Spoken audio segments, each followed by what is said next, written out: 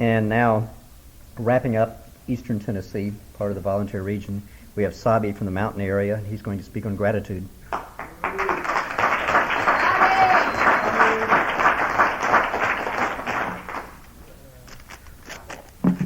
I'm Untitled Chapter. Yes, Saby. And it's really nice to see you guys, and I'm really glad I'm here. And in fact, I'm glad I'm anywhere. I'm glad I'm anywhere clean. And I did not really have to prepare for this topic, but that's my life. I'm really grateful that I'm alive today. I'm clean today. I'm really grateful that I have a life today. But to be really honest, when the other two speakers, they started sharing, and I suddenly realized that they have been really working towards, preparing towards it. And I thought, maybe I won't sound all that profound, but I just got up today and for some strange reason got up with a splitting headache. You know how it goes when you're at the convention. You keep strange hours, and those gallons of coffee, they don't seem to work anymore, and so here I am, and I thought I'll just share. And I almost forgot the time. First I thought it is probably 2:30. Then I realized it's 2. It's earlier, and it's really nice to be here. And I thank Nashville for hosting this year's convention. I thank all the committee members who have put this event together.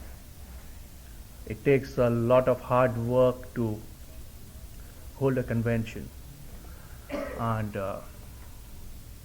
thank you all. You all have done a good job, a great job. And I love conventions, and I love going to meetings, and I love being a part of this beautiful worldwide fellowship of Narcotics Anonymous. That's the only program I believe in. I believe in Narcotics Anonymous. I don't need to search any further.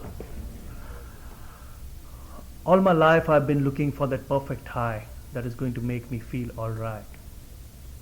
And as I look back, that was the reason I used drugs. I always wanted to feel okay about myself.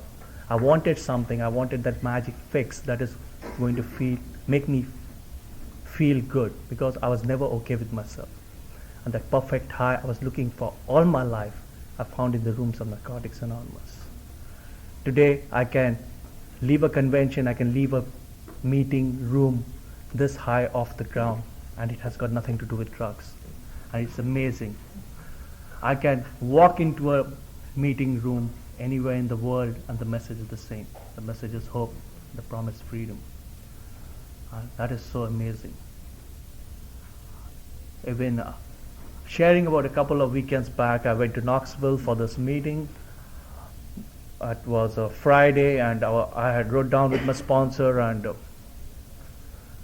when we were walking towards the meeting, I just got talking to him. I said, I don't know, I'm walking into this meeting, there might be 2 people, there might be 200, I don't know, but I know I'm going for a Narcotics Anonymous meeting, and we had traveled some 100-something miles, and we just thought we'll do something different, go to a different meeting.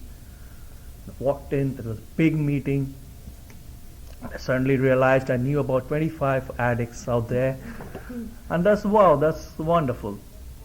Then we went to a coffee shop which is run by a recovering addict, the other program, and that was really cool. And I like these little flavors of recovery. In different places you go, you meet your different brothers and sisters in recovery, and I don't know, I cannot express it. It's so beautiful. And I'm so glad that I'm part of Narcotics Anonymous. It's so beautiful. It's really awesome. Probably I need to share a little bit about how I got into this program. I found these rooms of Narcotics Anonymous in another country where I did drugs. I found it in India, in Bombay, India. And I first got this message of recovery in 1986. At that time, there were 2 meetings in the whole country, and probably about 24 recovering addicts. and most of them, they were not sure whether alcohol is a drug. They thought, and how I got the message was I was dope sick. I was going to score. Walking down the street looking for my connection, and I meet a guy who used to be there at the shooting galleries, but he was not there anymore. You know how it works, like he's not there, he might have gone somewhere or he died, and you don't really think about that person anymore. And he just turned up from nowhere, and he recognized me, and he looked good, he looked fit, and first thing I thought, he must have got some sort of solution which I was looking for all my life. He must have found some magic drug and something, he must have got something which I wanted. And I asked him, what's up? He says, I don't use any drugs anymore, and I found something called Narcotics Anonymous. Why don't you come to a meeting? And I said, okay, well, we can do that. And then I got in the streets, and there were just like 2 dozen recovering addicts, and I always was a curious addict. I wanted to check it out for real, what it is all about. And I walked into my first NA meeting in sometime in 1986, and just people like you were there. People were sharing about hope, little fellowship, about 15, 18 addicts were there, and I had all the answers, and I had many questions, and I told them right from the beginning I love to share. And I remember I also shared in my first meeting. Somebody asked, you want to share? I said, sure. Because with my profound knowledge about drug addiction, I should be able to tell you something about how it works. And so I went ahead and shared, and I remember I shared that I have a problem about this particular drug, and if I get that chemical out of my body, I'll be doing all right. You know, I did not think I had any other problem but that particular drug that was making my life unmanageable. And that was the story of my life. Every Friday evening, what I used to do is to use to the best I could, because my plan was I'm going to turk it out, cold turkey, Saturday and Sunday, and from Monday I will be clean from the particular drug for the rest of my life. And you guys know it never worked really well that way. Monday morning I used to get cramps, loose motion, shivers, and I had to prevention and get that next high, and it was back again. And I used to say I screwed up one more time, so I will use till Friday and again stay clean from Monday onwards for the rest of my life. And you guys told me such a beautiful and a simple thing. Just for today you don't use, you never have to use again. It still does not make sense to me, but it works. It works. It works. I kept on coming and going from these rooms from 1986 to a fair amount of time. For about 6 years I kept on coming to these rooms and doing things my way, because I always thought I'm going to get a few things from this program and then be able to use successfully. I thought that was all about using drugs successfully, because I could never imagine, never conceive it is ever possible that I will use no high and feel comfortable about it, because there was no life without high. There was no life without drugs. It did not make any sense to me that I have to stay totally clean. But finally, when I was sick and tired of being sick and tired, I surrendered to Narcotics Anonymous. We read in our readings every day, when at the end of the road you can no longer function as a human being, either with or without drugs. What is there left to do? Either go on the best you can to the bitter ends, jails, institutions there, or find a new way to live. And finally I found that new way to live. On 19 January 1992, I bet my life on Narcotics Anonymous, and I've not picked up since. So I'll be going on 8 years next January, and I'm really grateful to have spent the time in Narcotics Anonymous and to have grown in Narcotics Anonymous. There are many things I have received, other form of gifts, other than just staying clean. In 1988, I was thrown out of graduate school because I was using, and I was one of those intelligent addicts. I had a bachelor's degree when I was 20 years old, and by the time I was 22 years old, I had a master's degree.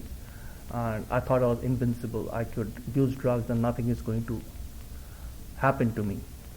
And by the age of 26, after 4 years working on a doctorate program, I was kicked out because I was on drugs. And one of the things which I tried to do in recovery was try and make amends to myself. And for that, I applied in schools all over. I applied in Australia, applied in the United States. And I remember I took this graduate record examination 5 times because I wanted to do what I need to do. And I wanted to go back to school and get those degrees, and because those were my dreams. And in recovery, anything is possible. We can live our dreams. We can do whatever we always wanted to do in our life. And of all places, I got admission in this East Tennessee State University, Johnson City, and I came here in 1996. And that has been a beautiful experience, seeing recovery in a different country. I was always curious about seeing how it worked in a different country. I was always curious about, because I heard about NA had started in the United States. I wanted to check out for real whether that universal love we talk about, is it true? Is it real? And it was true. I remember the first meeting when I walked in Johnson City, and that is still my home group today. They call that Nothing to Fear group. And when I came to US, I just had one phone number, and that was for a local convention, and I could not get hold of that number. And through a helpline, I found this meeting. They said it is in a mental hospital. And I was always scared about mental hospital, and I was not sure what a meeting in a mental hospital is going to be like. So the receptionist, she said, "Don't worry about it. They call this meeting Nothing to Fear." I said, "All right, that's cool." But as a good addict, I went there and I checked it out. And it was all right. It was really nice and beautiful. It is in a cafeteria of the mental hospital, and it was air conditioned. It was really beautiful. And I thought, man, you cannot have a meeting out here. There must be something wrong out here. I have to be really careful because I'm on a different country and I'm on a student visa. I did not want anybody to know that I'm an addict. I did not know what is going to be the regulations, whether they will deport me back or whatever. And but I went to that meeting on Tuesday, and I was just waiting outside, hoping for somebody to turn up. And some lady turned up, and she had NA written on a card and a serenity prayer. And I knew I was home once again. And on that same weekend, I made my first NA convention in the United States. We had a small little convention at Kingsport. And there I met my first sponsor, and that was Greg P. And on Greg P's 25th NA birthday, I asked him to be my sponsor. And we had a very beautiful sponsor-sponsored relationship, and he changed my life.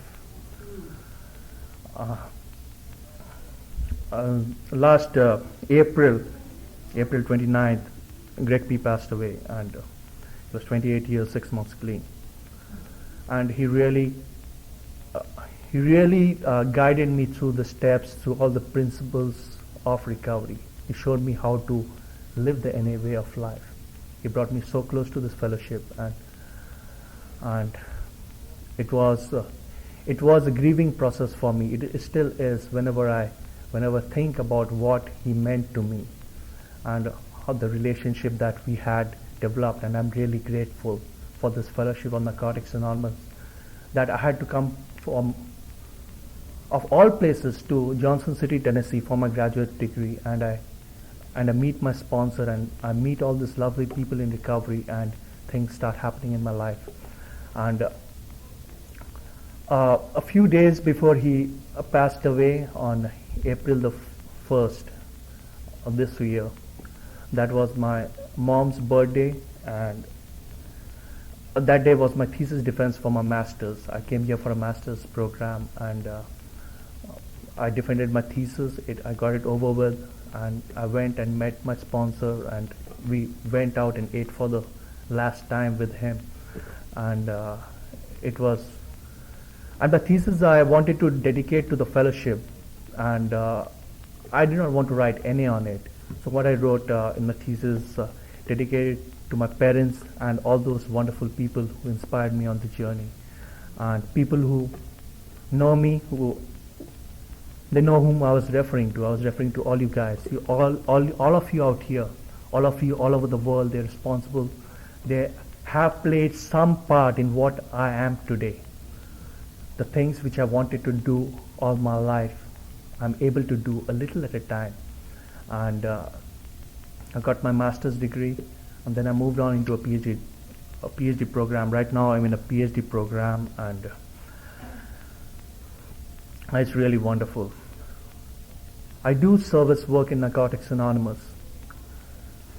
Over these few years I've been clean, I have learned that the two basic principles, the two basic spiritual principles around which everything revolves, first is unconditional love, and second is selfless service. If I look at these two a little more closely, everything else, integrity, honesty, everything, it revolves around these. And if I can give you that unconditional love, if I can reach out to any addict, irrespective of that person's background, their color, their creed, their religion, the lack of religion, the sexual identification or whatever, if I can just reach out and share and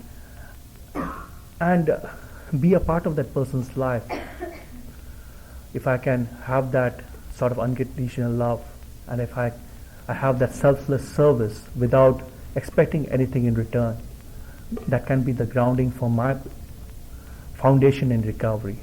I'm trying to build my foundation of my spiritual principles around these two basic spiritual principles, and that's helping me a lot. And I guess what I'll do, I'll probably close after I read a little bit from the Just for Today book, which talks about the gratitude prayer. And my gratitude speaks when I care and when I share with others the anyway. The longer we stay clean, the more we experience feelings of gratitude for our recovery. These feelings of gratitude aren't limited to particular gifts like new friends or the ability to be employed more frequently. They arise from the overall sense of joy we feel in our new lives. These feelings are enhanced by a certainty of the course our lives would have taken if it weren't for the miracle we have experienced in Narcotics Anonymous. These feelings are so all-encompassing, so wondrous, and sometimes so overwhelming that we often can't find words for them. We sometimes openly weep with happiness while sharing in a meeting, yet we grope for words to express what we are feeling. We want so badly to convey to newcomers the gratitude we feel that it seems that our language lacks the superlatives to describe it. When we share with tears in our eyes, when we choke up and can't talk at all, these are the times when our gratitude speaks more clearly. We share gratitude directly from our hearts, with their hearts. Others hear and understand. Our gratitude speaks eloquently, though our words may not. I consider myself a NA baby. I came into these rooms through no detox centers. Nobody told me that I needed to be here. There was no court order, nothing. I got the message in the streets, and I walked into the rooms of Narcotics Anonymous. And with the love of you guys, I've stayed clean one more day. I'm Saby, I'm an addict.